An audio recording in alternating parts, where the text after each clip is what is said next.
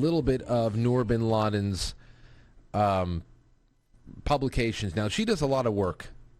You can find her at noorbinladen.com, and she does a lot of work in the to support activism for liberty around the world. And she lives in Europe, and she has a very interesting backstory, of course, a very interesting family tree. Well, I'll ask a little bit about that, and I want to learn about her personal story and how she came to find her voice as an activist for liberty, and where her story of her falling in love with America came from. So I'm really I'm happy about this. And this was what she published back in September of 2020, My Letter to America. I remember a lot of people were passing this around and publishing it on their outlets saying, wow, the niece of Osama bin Laden is writing a letter to America and she's pro-Trump, and what is this all about? Well, here's just a little bit because we don't have that much time. Now, she goes on to talk about the founding of America, how long it's been around, and a little bit of what made it exceptional.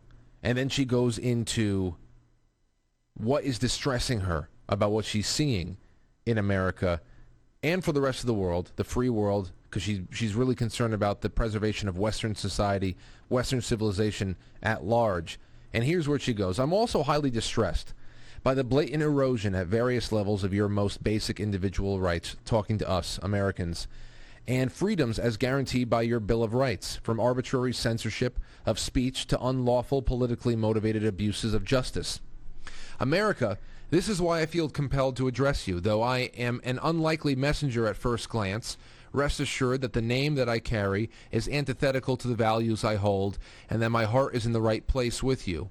The level of urgency coupled with the available platform granted by my circumstance bound me to speak up and warn you before it is too late. The question is, how did we get to this point? They want you to believe that this is a recent phenomenon. The truth is that the undoing of America has been decades in the making. The globalists, deep state, swamp, whichever you call them, have been hard at work to weaken America's sovereignty and standing as world leader. Intent on erecting a new system of world governance where they would be in total control, they are trying to undermine the fundamental principle of your country, a government for the people, by the people, replacing it instead with a world order of intentional, international institutions ultimately puppeteered by a caste of technocrats, oligarchs, and international bankers. Very astute. Though your Constitution stands firmly in their way, it's holding on best it can, but I wouldn't say firmly right now.